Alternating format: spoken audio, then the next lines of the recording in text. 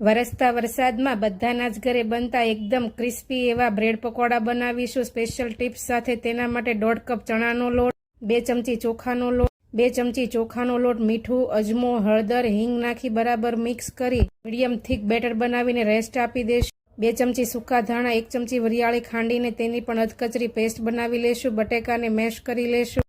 પેનમાં તેલ મૂકી તેમાં જીરું, હિંગ, લીમડાનો વઘાર કરી આદુ મરચાંની પેસ્ટ નાખી તૈયાર કરેલો મસાલો નાખી 2 ચમચી તલ નાખી હળદર, મીઠું, ધાણા જીરું પાવડર ને લાલ મરચું પાવડર નાખી તેમાં બટેકાને મેશ કરેલા નાખીને બરાબર મિક્સ કરી ઉપરથી ગરમ મસાલો, લીલા ધાણા નાખી મિક્સ કરીશું। બ્રેડ ઉપર એક બ્રેડમાં લીલી ચટણી ને એક બ્રેડમાં ટમેટો કેચઅપ લગાવી વચ્ચે બટેકાનો મસાલો ભરીશું અને બેટરમાં બંને બાજુ ડીપ કરીને ગરમ તેલમાં મીડિયમ ગેસની ફ્લેમ ઉપર બંને બાજુ ક્રિસ્પી થાય ત્યાં સુધી તળી લઈશું।